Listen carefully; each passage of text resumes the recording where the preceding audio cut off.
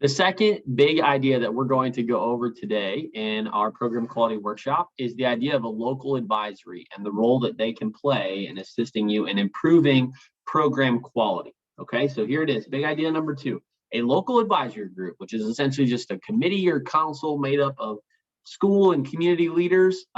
You should utilize a group like that in order to plan, review, and then make progress in improving your program quality.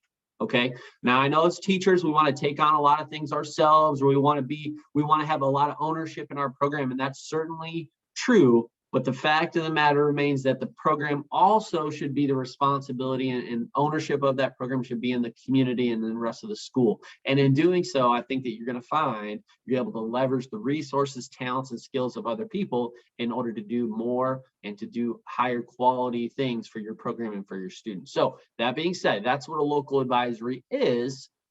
And I have two activities that I'd like you to do, like you spend a little bit of time thinking about local advisories in these next two activities. So activity 2.1 is advisory membership. So the first thing is, if you don't have a local advisory, or even if you do already, this is your opportunity to kind of take stock on maybe who should or who could be on that local advisory for you. So if you follow the directions in this activity, you'll see, I'm just going to ask that you go back to that quality indicator document that we just got done looking at in the first video.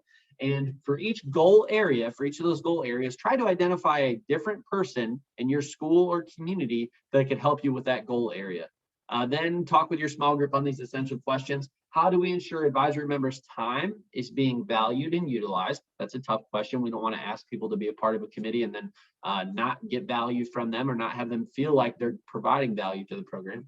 And then the second question is, which areas are the most difficult to identify potential members? I think you'll find that some of the goal areas are super obvious, while others are a little bit harder to identify an individual in your school or community that may have a particular skill or expertise in that area.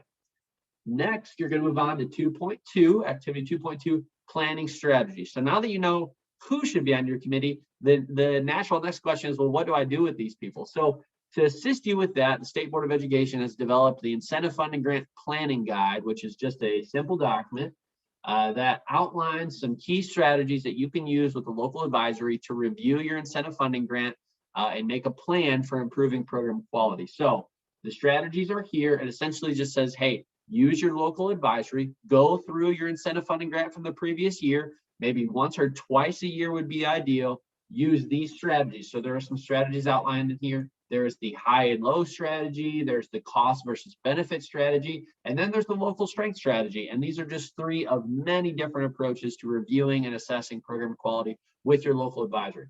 But this document is here for your own edification. Once you review that, select one of those strategies, and then you're going to model it during this activity. So that being said, you're going to have to access the most recent quality indicator application for your program, and then using the strategy you have chose, try to come up with your own plan or maybe focus areas for improving program quality. If you need to access your quality indicator application, the previous year applications are online at isb.net. They're available via this direct link, which is also on the document. Once you get here, you just have to put in your particular school district.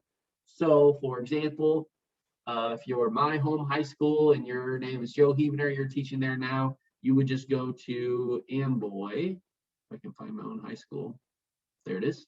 And select your IVAT district and section. And voila, the rest of your application will pre-populate. Then you're able to maybe look at your scoring summary or maybe even get into each of the goal areas.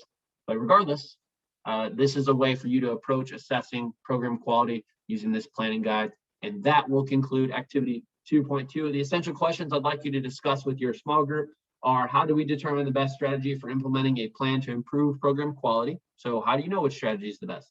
And then number two is, how much of this type of review work, the work you're going to do in this activity, how much of that should be done before an advisory meeting, during an advisory meeting, or even after an advisory meeting? Consider those things as you move through this activity. But the big idea here is that a local advisory can be a powerful tool in helping you to assess program quality, make those recommendations or plans for the future, and then actually even implementing some of those plans depending on the resources or skills of your advisory members. Thank you so much for watching video number 2. Hope you have a good time in this particular module, and we'll see you in the next recording.